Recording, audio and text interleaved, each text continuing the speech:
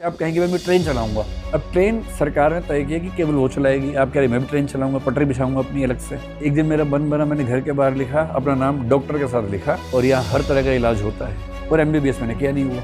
एक महिला ने इसका ये मतलब निकाला कि अगर मैं वेश्यावृत्ति करना चाहूँ और मोहल्ले के बीच में रह के करना चाहूँ तो कोई मुझे न रोके। हमारे संविधान में एक जगह साफ साफ लिखा है शब्द रीजनेबल रिस्ट्रिक्शन, आर्टिकल 19 में 2 से 6 तक जिक्र है कौन सी रिस्ट्रिक्शंस हैं, और 2-3 जगह लिखा नहीं है पर रेफरेंस आता है, जैसे आर्टिकल 25 में है, 26 में है, 30 में है। तो जब हम किसी को आजादी देंगे तो लिमिट्स तो होंगे ही। जैसे मान लीजिए आपको आजादी है सड़क पर चलने की, कार वाले को आजादी सड़क पर कार चलाने की, दोनों आजादियां टकराएंगी तो नुकसान आपको होगा। तो आजादी पे एक लिमिटेशन है कि आप फुटपाथ पे चलेंगे और कार चलाने वाला सड़क पे चलाएगा, फुटपाथ पे नहीं चलाएगा।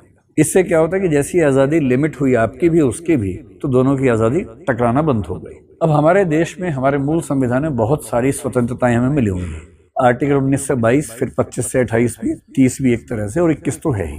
जैसे एक छोटी सी बात है कि मुझे आजादी है कि मैं देश में मतलब कोई भी व्यवसाय कर सकता हूँ, कोई भी बिजनेस कर सकता हूँ, क्योंकि आर्टिकल 19(1)G कहता है कि प्रत्येक नागरिक को यह अधिकार है कि अपनी रुचि से व्यवसाय मतलब प्रोफेशन या ऑक्यूपेशन या ट्रेड या कॉमर्स कर सकता है। एक महिला ने इसका ये मतलब निकाला कि अगर मैं वेश्यावृत्ति करना चाहूँ और मोहल्ले के बीच में रह के करना चाहूँ तो कोई मुझे न रोके। एक बहुत प्रसिद्ध केस है, कौशल्या वर्सेस यूपी बोलते हैं उस केस के। और जब केस हुआ तो उसने कहा कि आर्टिकल 19 कहता है कि मैं कोई व्यवसाय कर सकती हूँ, ये मेरा व्यवसाय है, इसमें क्या परेशानी है आप। तो फिर कोर्ट ने कहा नहीं भाई ऐसा नहीं है, आपको व्यवसाय करने का अधिकार है पर व्यवसाय आपका लीगल होना चाहिए, वो डिसेंसी मोरालिटी के खिलाफ नहीं होना चाहिए। तो लिमिट वहां पर आ गई। फिर मैं कोई भी व्यवसाय कर सकता हूँ। एक दिन मेरा मन बना, मैंने घर के बाहर लिखा, अपना नाम डॉक्टर के साथ लिखा और यहाँ हर तरह का इलाज होता है। और MBBS मैंने किया नहीं हुआ।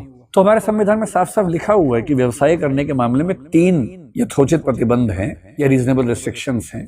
पहला, वो सार्वजनिक हित के खिलाफ नहीं होना चाहिए, पब्लिक इंटरेस्ट के खिलाफ नहीं होना चाहिए। दूसरा, अगर उसके लिए कोई क्वालिफिकेशन जरूरी है तो वो क्वालिफिकेशन होनी चाहिए आपके पास। और तीसरा, अगर स्टेट ने कोई मोनोपोली अपने पास रखना तय किया है तो आप उसमें नहीं कर सकते। जैसे आप कहेंगे मैं ट्रेन चलाऊंगा। अब ट्रेन सरकार ने तय किया कि केवल वो चलाएगी। आप कह रहे मैं भी ट्रेन चलाऊंगा, पटरी बिछाऊंगा अपनी अलग से, तो वहां नहीं कर सकते। तो रीजनेबल रिस्ट्रिक्शंस का मतलब है कि संविधान ने बताया कि इस मामले में ये रिस्ट्रिक्शन है।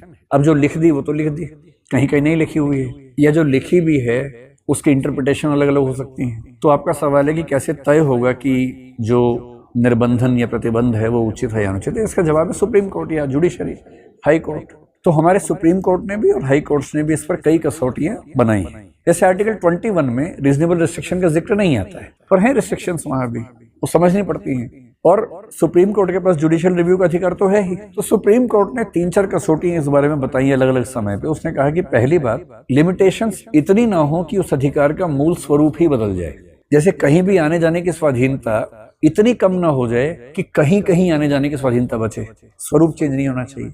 दूसरा, एक डॉक्ट्रिन ऑफ प्रोपोर्शनैलिटी बोलते हैं, अनुपातिकता का सिद्धांत। इसका मतलब ये होता है कि जितने कम प्रतिबंध लगा के काम चल सकता है उतने कम प्रतिबंध होने चाहिए, मिनिमम रिस्ट्रिक्शंस होनी चाहिए। ये टेस्ट करेंगे जुडिशरी के लोग। तीसरा, नेक्सस है। नेक्सस का मतलब जो आपने पर्पस लिया था और जो रिस्ट्रिक्शन लगाई उनके बीच का लिंक एकदम सीधा नजर आना चाहिए। और चौथा, जिस पर्पस से आप रिस्ट्रिक्शन लगाएंगे वो पर्पस कॉन्स्टिट्यूशनली वैलिड होना चाहिए, संविधान की मान्यताओं से सुसंगत होना चाहिए। और भी कुछ है, लेकिन मोटे तौर पे 3-4 कसौटियां हैं जिनके बेस पे हमारा सुप्रीम कोर्ट, कभी कभी हाई कोर्ट तय करते हैं कि जो रिस्ट्रिक्शंस लगाई गई हैं वो ठीक हैं या नहीं। अगर ठीक नहीं है तो खारिज कर देते हैं।